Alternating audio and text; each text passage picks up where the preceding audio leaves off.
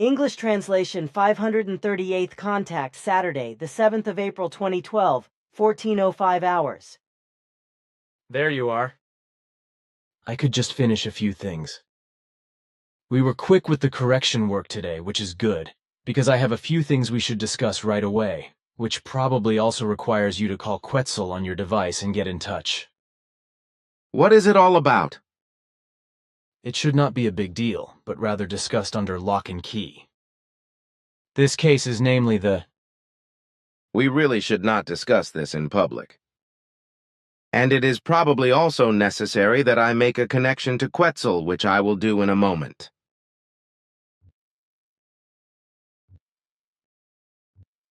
That should clear things up regarding Sunday service. And as you have heard, Quetzal and I believe that the board, or rather the whole core group, should handle the matter sensibly at their own discretion.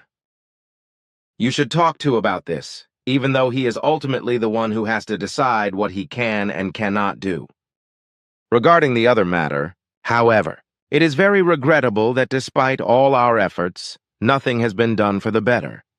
So we stick to the proposal that we can contribute to this will certainly improve everything, at least in terms of general communication and understanding and peace and in general, etc. It will probably be necessary for me to talk to outside the General Assembly, even if the matter can be settled at the General Assembly this evening. But as you say, he has to decide and decide for himself, because the core group cannot decide about his work and free time.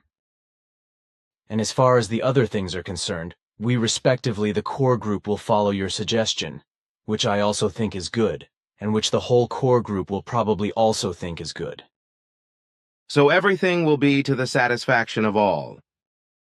Also regarding the things with the flats that are occupied by Pius, Patrick, and Michael, everything should be as correct as you have explained to me. And if all three are reasonable, which will certainly be the case, then nothing stands in the way of a settlement within the framework mentioned. That is to be assumed, yes. But something else. Achim Wolf wrote and asked if you would say something about what is actually meant by a real democracy. He asked because we discussed this topic together in a contact conversation. You also mentioned to me privately that you would talk about it in more detail, but this is now forgotten. I would also be interested to hear what you have to say about it. Achim wrote the following. Dear Elizabeth, during a contact in the year 2011, printed in Sim Yase, volume 25, Billy said to Ptah that it would be good if Ptah would say something about democracy. Could you please ask Billy if he could talk to Ptah about it at some point, or if Ptah could give a detailed explanation? Surely it would be of general interest, because it would be a valuable teaching and a guideline for the realization of true democracy among the human beings, which we Earth humans could strive to achieve. Achim. I have indeed not thought of that anymore, but I am happy to keep my promise. But I must make it clear that the whole thing is entirely in line with our Plejaren understanding of democracy and has nothing to do with the understanding of democracy among the peoples of the world. It is also not intended to be used to arouse suspicion that you are politically active and want to make a difference in relation to my statements in Switzerland. But if such suspicion were to be aroused, it would be equivalent to a lie and slander. And what I'm going to say in this regard must never be interpreted in such a way as to give rise to political and state subversion on Earth. My statements will only reflect what is planetary in relation to our democracy and how it is handled. I must also say that I must limit my explanations to a single conversation, because everything is far too broad, so I would have to talk about it several times and explain everything. But that would probably be going too far. Which is why, given the extent of democracy as we understand and handle it, I have to explain everything so briefly, and yet in sufficient detail to give a clear picture. It is good to mention that no politically or governmentally motivated subversive action should come out of it. because it must be understood that your explanations only reflect what is and is given in your country as democracy. The whole thing should not and must not be a guide to the fact that political subversive actions will result from it on Earth in any state.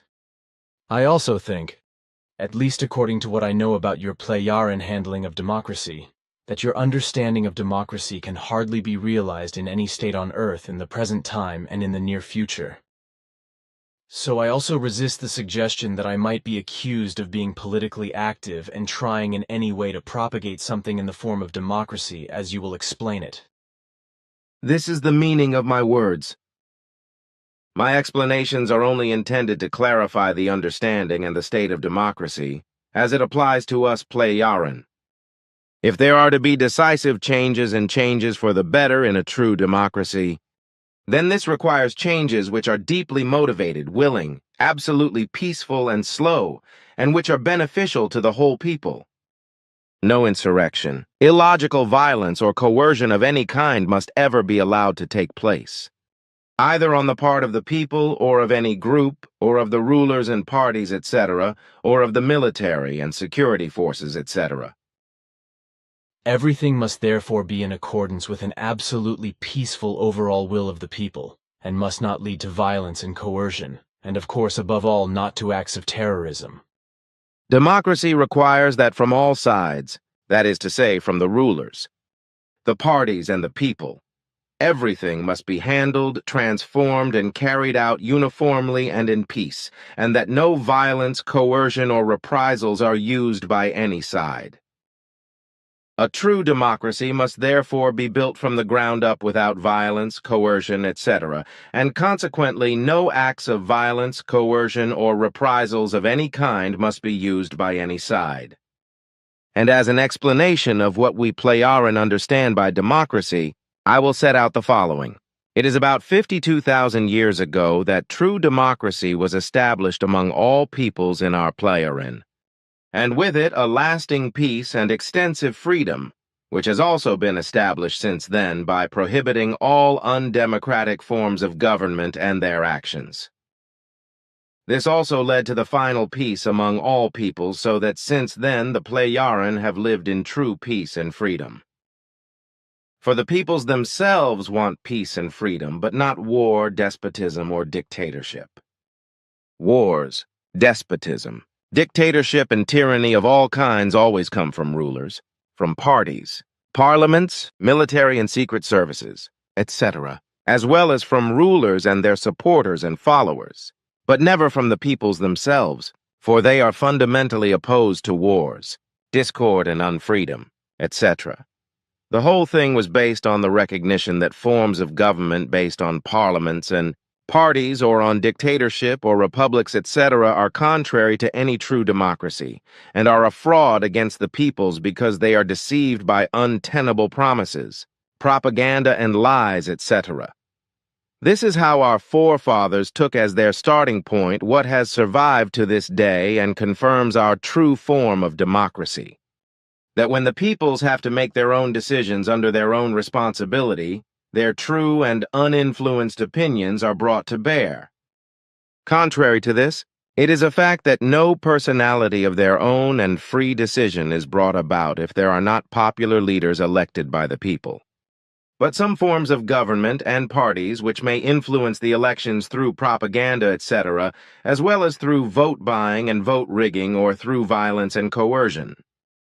If any of these things are put up for election and the voters vote yes or no to them, then this is usually not their own opinion and vote, but one which is influenced and imposed by propaganda, violence, or by buying votes.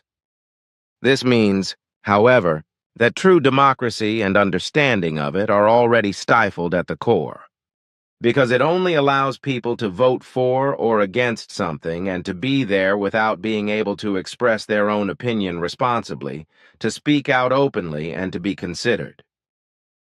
As a result, all other voters are not allowed to express their personal opinions in public, which must be the opposite in a true democracy. But if all that is done is propaganda, if there is no open discussion of the matter, if all citizens who have something to say about it are not listened to, then this is dictatorial either way, determined by the rulers, parliaments, and parties.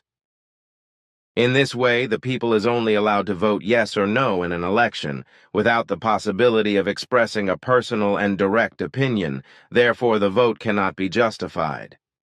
In a true democracy, however, every person called to vote must be able to express his or her free opinion about a pro or con, and be able to make clear what his or her view and opinion, as well as his or her desire and the reason for accepting or rejecting the person standing for election is.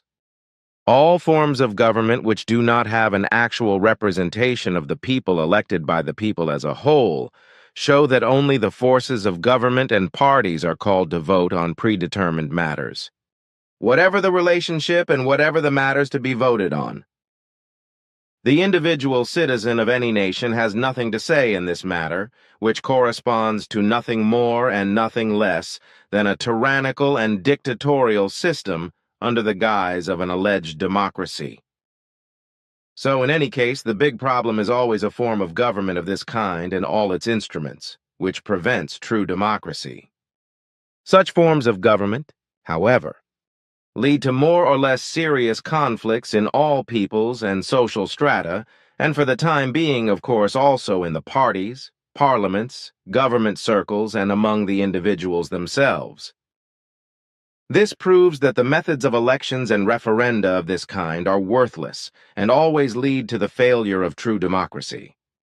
Such a policy successfully conceals all approaches to a real solution of all problems, and the fact that any form of instrument of government is completely wrong and must be replaced by true popular leadership and democracy.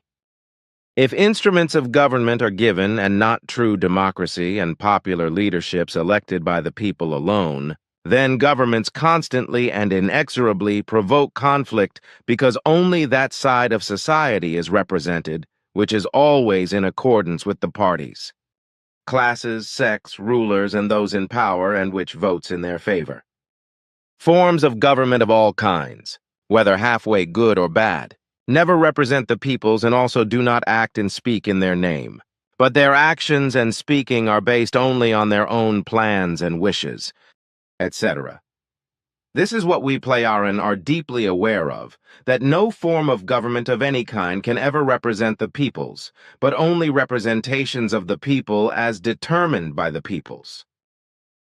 This realization was used by our ancestors to build a true democracy encompassing all peoples. Only a representation of the people for the people is democratic, whereas a representation is a fraud. And it was only through the recognition of this fact by our forefathers that the instrument of democracy could be brought into being, and all the problems which had constantly led to popular discontent, as well as to discord, lack of freedom, and, in many cases, also to uprisings, revolutions, and war, as well as to immense destruction, could be solved. In this way, all-encompassing people's democracies were created and realized on our worlds, putting an end to all despotic and dictatorial forms of government and rulers, etc., and giving all power only to the peoples and implementing it through elected leaders of the people. And this has proved its worth, according to the earthly sense of mankind, for more than 52,000 years, and consequently there have never been any more uprisings, revolutions, popular discontent, or small or large wars since then. Thus, our distant ancestors as a whole have found the final solution to all political problems on all our worlds and have shown all peoples the way out of the path of the dictatorial rulers and ruled and into a true democracy based solely on the extensive power of the people, without representatives or substitutes. A true democracy must come about in a realizable, systematic and direct form of pure popular decision and elected leadership, and must distance itself from all forms of government which are totally undemocratic or only partially democratic. True democracy is an all-human problem which must be valid not only in politics but also in the whole circle of family, friends, and acquaintances, as well as in every community, whatever its nature. since the dawn of humanity. However, there have always been major and very serious problems in this respect, particularly because the concept of democracy is subject to a completely mistaken assessment and misunderstanding on the part of the human beings. As a result, all humanity which has not yet become a true democracy faces constant problems and many risks which cannot be overcome in terms of correct and peaceful, free, and harmonious coexistence. The lack of understanding by all the human beings and peoples of the need for true democracy has the most serious consequences, usually causing strife among the human beings and war and terror among the peoples and states. But this makes it impossible in any way to bring about a real democracy, not least because religions are also involved with their beliefs, which give rise to hatred of those of other faiths and thus also to terrorism. And this not only affects families, friendships, and acquaintances, but also small and large communities and peoples, which basically suffocates any democracy before it can even produce or allow a seed to sprout. All family, friendly, community, and political systems cannot produce true democracy if everything is built on domination and power. Rule in the family, in a circle of friends and acquaintances, in a community, in a people, in a state and its organizations, etc. Rule, power, and hierarchy, then a comprehensive and true democracy is absolutely impossible. It is also irrelevant whether the rule, hierarchy, or power is exercised peacefully or by force, just as it is completely unimportant whether these forms of power are exercised by heads of families, community leaders, superiors, those in power in the state, as well as by religions, sects, individual persons or parties, etc. The result is always the same, namely that there is always a victory for those who exercise the rule and thus the power of the hierarchy.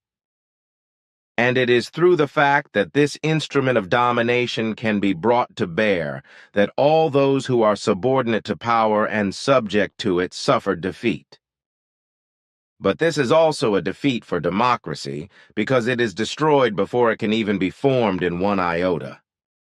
If a family, a friendship, a circle of acquaintances, a people or a state is led or governed by domination, hierarchy, and power, then the law of the strongest, ruling, and powerful always applies, which, however, truly corresponds to a dictatorship. This also applies when there is a system of parties in politics in which the members of the party are prescribed what they must support and oppose, because this too is not a democracy but a party dictatorship. If a political struggle is waged in a party-wise manner, then those who make the best promises which they cannot keep will win, and consequently everything can no longer be a lie and deceit. Such a party struggle is usually fought under the guise of democracy, but this is truly an infamous lie and intrigue, because it is the dictatorial machinations of a party dictatorship. And if there is no true and real democracy in the state and it prevails, then this rule also applies in the family, in every community, and in every circle of friends and acquaintances. This means, however, that the human being is not free to decide democratically and not according to his own view and opinion when something has to be decided, but that he is predetermined by the instrument of power how and for what he has to decide and how he has to act. It is therefore imposed on him to behave according to what is prescribed for him, and to raise his voice, and behave in such a way as is imposed on him as a duty by the rule. But this is no more and no less than a dictatorship that very quickly degenerates into a despotic regime for those who do not follow their dictates. This is the case in the family, among friends and acquaintances, in communities, among peoples and states, which inevitably leads to conflict, while also bearing in mind that the whole thing is fundamentally controlled and produced only by all the rulers and the powerful, those who run the families, friends, and acquaintances or the communities, and those who represent the parties, classes, peoples, and states. The rulers, the powerful and the hierarchical have power in their hands everywhere. so that they can control the majority of those who are subordinate and in bondage to them, while the minorities who are against their power, rule, plans, and machinations are oppressed and have to give in. Thus, within the circle of family, friends, acquaintances, communities, peoples, and states, some being is led by despotism or dictatorship, but no true and real democracy is cultivated. Where parties, superiors, heads of families or leaders, etc., have the power to rule, to determine, as well as the hierarchical power, and thus the authority to rule, even with the best will in the world, there can never be any talk of a democracy. In the very best case, one can perhaps speak of a partial democracy, in which family members, friends, acquaintances, and members of a community or the people have a say in certain things, but are generally excluded from them in important decisions. In such sub-democracies, the ruling, powerful, hierarchical, and ruling classes reserve the dictatorial right to exclude the foot people from any decision-making power and to negotiate and decide on certain matters on their own authority. It is not uncommon for the rulers, the powerful and the hierarchical, to feel arrogant and to have the mistaken opinion that, on the one hand, their foot soldiers are too stupid and unintelligent, or that, on the other hand, due to lack of time, etc., a quick decision must be made which does not allow the opinion of the foot soldiers to be sought first. And this blatant arrogance has generally prevailed from time immemorial in all those who are in power. Powerful, hierarchical, and governing, who have no idea of true and real democracy, and who consider all those they preside over to be consciously underfunded. This is how they think and act legitimately, and they are mistaken in their belief that their wrong ideas and thoughts and their dictatorial actions are democratic. In truth, however, under this cloak of false democracy, a full-blown dictatorship prevails. This is the reality of all those ruling. Hierarchical and power-based systems in families, in circles of friends and acquaintances, in communities, organizations, in social classes, among peoples, religions, sects, states, and in politics. Basically, it is purely despotic or dictatorial systems which, under the guise of true democracy, make these mockeries. In a true democracy, only the entire people have the right to appoint suitable and authoritative persons who, as leaders of the people, represent the will of the people alone. Such representatives of the people are not independent rulers. Rulers and powers but are only implementers of the desires and will of the people, who alone decide on everything and anything that has to be done and how something should be shaped and handled. Self-determining rulers, mighty people, and other self-determining officials, who must necessarily carry out all official duties and only have to fulfill their duties in accordance with the law, cannot be tolerated in a true democracy, nor can parties, other organizations, senates, parliaments, religions, sects, and the like be tolerated, for such persons do not represent the will of the people but only their own, which they protect through purposeful legislation. This alone leads to the fact that the rulers, for they are the ones in question, can make themselves taboo by means of appropriate laws and disregard the will and personality of the people with impunity. For this reason alone, parliamentary governments of any kind are false and misleading, for they contradict the true meaning of free and comprehensive democracy, which is that the people alone have to decide and determine all things comprehensively. A parliament, if it is to be comprehensively democratic, must only implement the firm will of the people, and this without being allowed to make its own decisions or add or change ingredients in any form. If any referendums are to be held, then they must be held in a democratic manner and in such a timely manner that the whole people can be informed about the whole thing, both positively and negatively. And this must be done without allowing propaganda and publicity to influence the decisions of individual citizens. That is to say, without allowing them to decide for or against something at their own discretion, according to their own reason, their own reason, and their own responsibility. Only in absolute crisis and emergency situations should it be possible for the only representatives of the people elected by the people to act in a self-determining manner, but also only in conjunction with a specialist committee of 7 persons pre-selected by the people, which is to be determined and appointed for all cases together with the nomination of a 7-member body of representatives of the people in order to be present and give advice in crisis and emergency situations. But this is not the case in a parliament, nor is it the case with self-deciding rulers. In parties, senates, and other governmental organizations, as a result of which everything is handled undemocratically, and the people are deceived and excluded from many decisions. A true democracy means that power lies solely with the people, and that the people alone are entitled to it.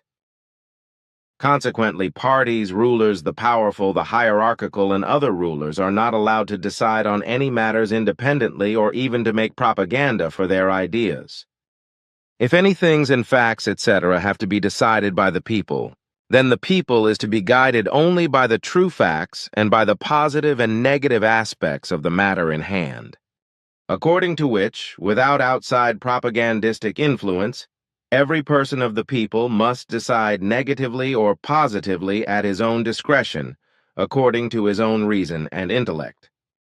Any other form, such as the existence of a party, a senate, a government, or a parliament, etc., means that it is through them that the decisions are ultimately taken and implemented, and this in the absence of the people, so that the people cannot directly influence everything.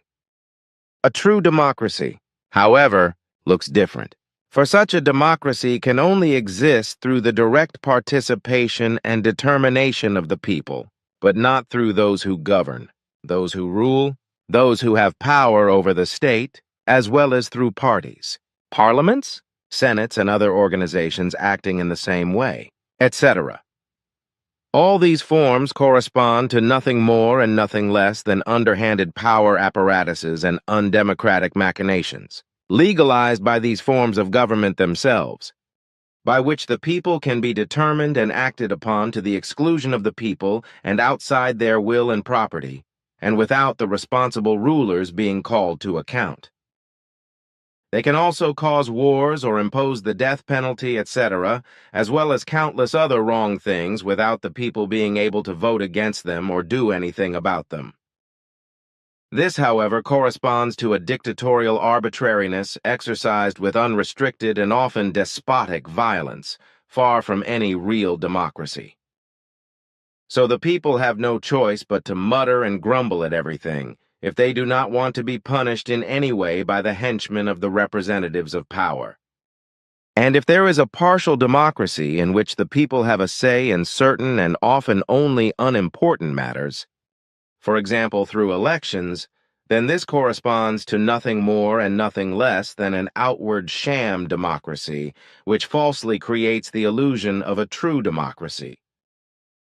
In such a case, the people have no choice but to submit to the pressure of the situation and put on a brave face as a false democracy.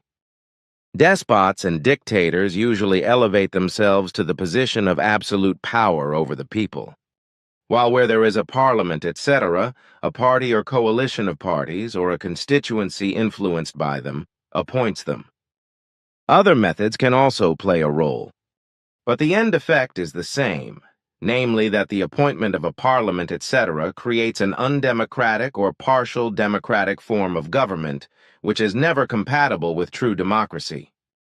The people cannot therefore decide for or against a form of government according to their own discretion, reason, because they are influenced and divided by the propaganda and publicity of the parties and the parliament, etc.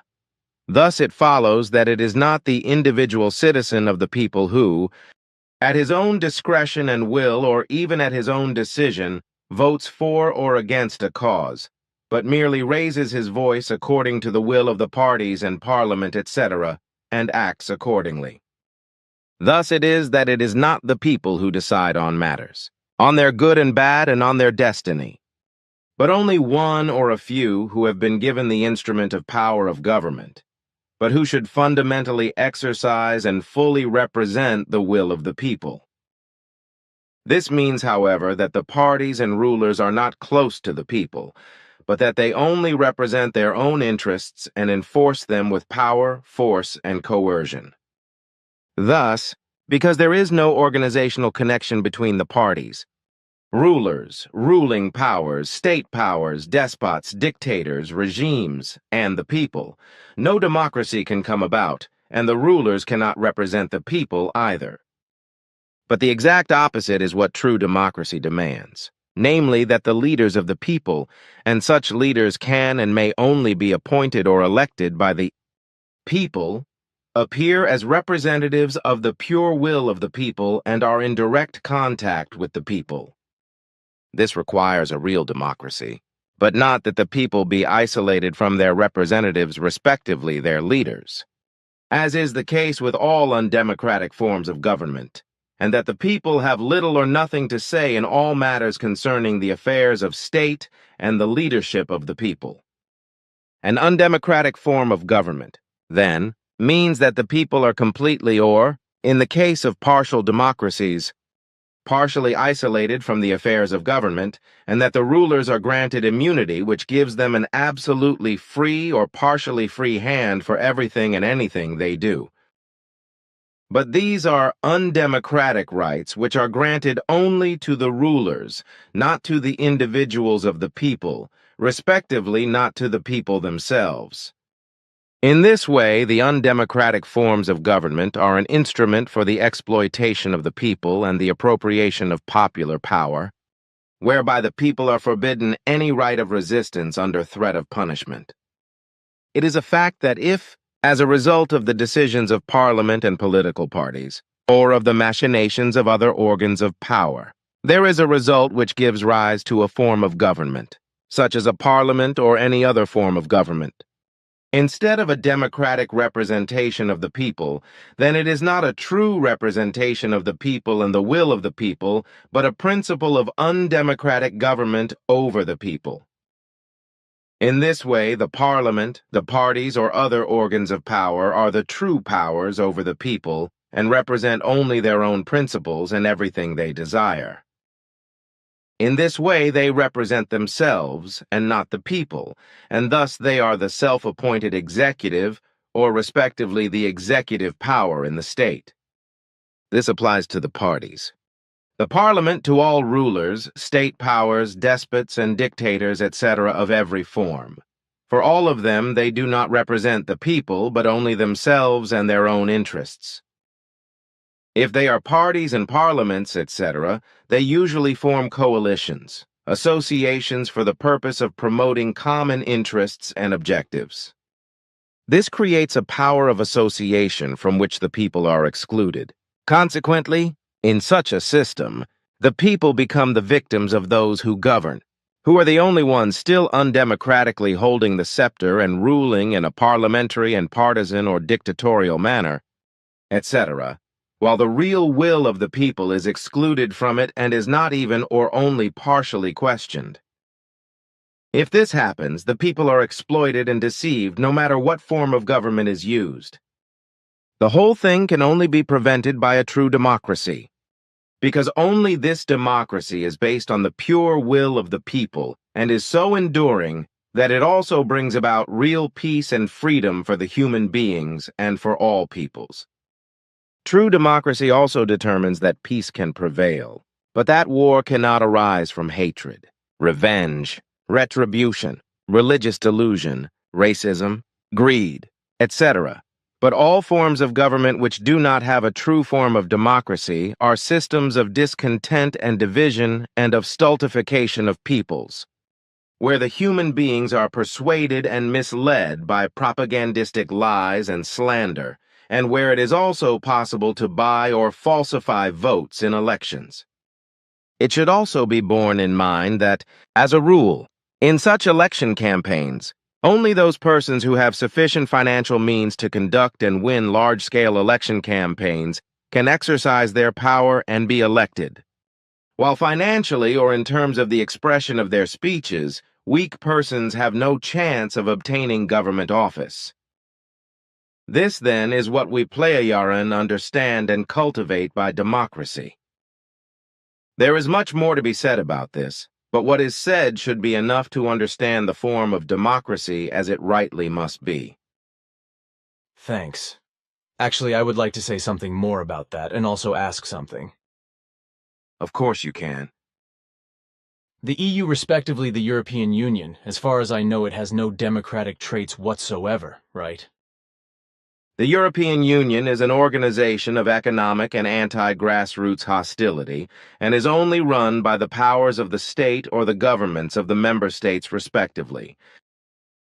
It is nothing more and nothing less than a modern dictatorship oppressing peoples and their rights without any democratic laws, regulations, directives, etc. I agree with that, as do many others. If we look at the forms of government today, at least in those states where there are no longer any actual dictatorships, many things have become better than they were in the past, when the human beings and peoples were still treated like inferior livestock, enslaved, lent, exploited, and mistreated by the rulers, state powers, by kings, governors, vultures, conquerors, kings and emperors, as well as by despots, tyrants and dictators, etc. Throughout the ages, the human beings who were free thinkers, writers, wise men, prophets, do-gooders, philosophers, etc., who conceived and demanded democratic forms, were shouted down, imprisoned, tortured, murdered, and silenced by the powerful. Thus, in the earlier and rather undignified era of trodden human rights, the human being's traditional desire and longing for real freedom, for peace, harmony, and for democratic popular rights and for democratic governance was nipped in the bud by evil violence. And this was so despite the fact that the peoples had always hoped for humanity from their evil, brutal and contemptuous rulers, which was, however, a pointless undertaking, because such wishes were usually not only rejected, but punished with torture and death.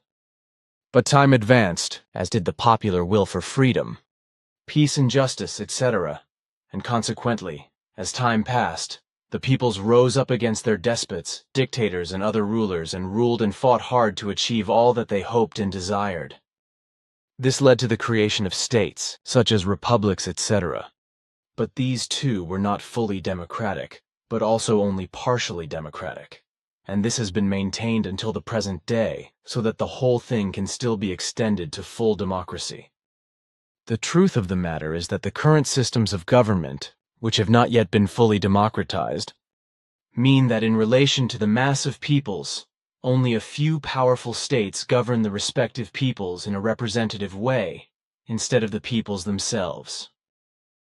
And if I look at your Plejaren direct democracy, in which only your peoples and no rulers rule, then it is to be said that at best only partial democracies, but no direct democracies rule on Earth. This means, however, that peoples in which there are partial democracies do not have full control over all things themselves, but that parliaments, senates, as well as the rulers and their parties, can in certain respects determine and act on their own authority, which is contrary to a direct democracy, as you yourself have explained, and as is the case with you, Plejaren. So any form of partial democracy is inadequate and can be developed further. For such a form is as outdated as the old despotic and dictatorial and other forms of rule and government directed against the people. Only when power belongs entirely to the people can we speak of a direct and full democracy. And if I consider everything you have explained, and what your father Schwath told me, to be correct, then the old despotic, tyrannical, and dictatorial forms of government continue to exist in certain partial democratic states, at least in those states in which, in various respects, in matters to be decided, led, and acted upon, these are not determined solely and exclusively by the power of the people, but also partly by the rulers. That is correct. To what I have said, however, it must again be made quite clear that I am referring only to your understanding of democracy, and to what you have explained and what Schwath has also said. But it also refers to what has happened on Earth in the past and what is the case today. For my part, I do not wish to interfere in politics in any way, not even in my own country, Switzerland. But my words should be no more and no less than a statement of what you Plejaren understand by democracy and how you handle it, precisely in accordance with your and your father's earlier statements. But my speech is also about, as I have already explained, what was happening on Earth in the past and what is happening today. This is clear and plain. And if, in spite of this, any person dares to accuse you of what has been said, of political or subversive thoughts and diatribes, etc., it is out of pure malice and in a lying and slanderous manner against your personality, your ideas, and your attitude. A good word, for I have no desire to engage in political or subversive activity, either in my home country of Switzerland or anywhere else in a foreign country. Besides, the speech was only possible because Occam Wolf is interested in the whole thing, and I also wanted to know a little more about your Plejaren democracy. But now a question about the slanderer, who has been publicly slandering me for well over 20 years all over the world in an idiotically stupid journal, on television, and for years on the internet, and who has been calling me a liar, cheat, charlatan, and swindler, also in the rotten connection with my ex-wife and one of my sons. You promised me some time ago, in response to a question from me, that you would try, as did your daughter Simyase in another case, to find out through the level Arahat Athersata what personality he had in his former life and what he had been, etc. I was going to come back to this. But now that you are talking about it yourself, in fact, through the Arahat Athersata level, the former personality of could be identified, and that person existed as Florian Back. I will not mention the name of the slanderer, but will replace it with 3 dots when I recall and write down our conversation, because you know that in Switzerland we are openly forbidden to mention the names of persons with regard to facts, and thus with regard to the truth, because otherwise they can sue in court and usually also win. Unfortunately, we Swiss are enslaved in this respect, which also in no way corresponds to a true and direct democracy. Because in such a democracy it should be possible to speak the truth publicly and to openly name criminals, liars, cheats, swindlers, perpetrators, and slanderers by their names and correct designations. But only the slanderers and criminals, etc. themselves are allowed to do this, and the courts will help them and give them the right to sue, while those who openly and honestly denounce will be punished and deprived of the right to freedom of opinion and the right to present facts and truth. This is all known to me, and you have experienced it yourself several times. So, the former personality, respectively the person who existed in his last life of the person living today, was Florian Back, who, besides other false names, also took the name Emil Wallenberg from a novel, with the result that he died in Neukitchen on the 18th of October in the year 1893 by the jury court for an attempt to rob and murder a shoemaker's apprentice in August 1877. He had not committed this crime, but someone else, namely a day laborer named Johann Skarke. And only by using his correct name to identify himself and his data could be verified, Florian Back escaped this punishment. Florian Back was born on the 14th of July, 1863, in Bavaria, and was a good-for-nothing and criminal. At an early age, he was put in a reformatory in a place called Breitenau for several years, after which he became a tramp and hobo and worked as a beggar, thief, and burglar in Germany and Austria. Judged by the courts as an incorrigible antisocial element, he was sentenced to prison in over 50 cases. That is all that was communicated to me. That's also enough, even if it is not connected to a murder like the case Simyase mentioned in 1976. But the bad character of this Florian Back is obviously also in the successor broken through, just in a different way. According to the dates mentioned above, there was only a short stay in the afterlife from the old to the new personality, which is perhaps the reason why the present personality, respectively person, is still strongly affected by the impulses of Florian Back, which are stored in the memory banks and which he uses for his bad machinations because he is not able to control them. This possibility may be true. But now, dear friend, I must go my way again because my duty calls. Goodbye. Goodbye.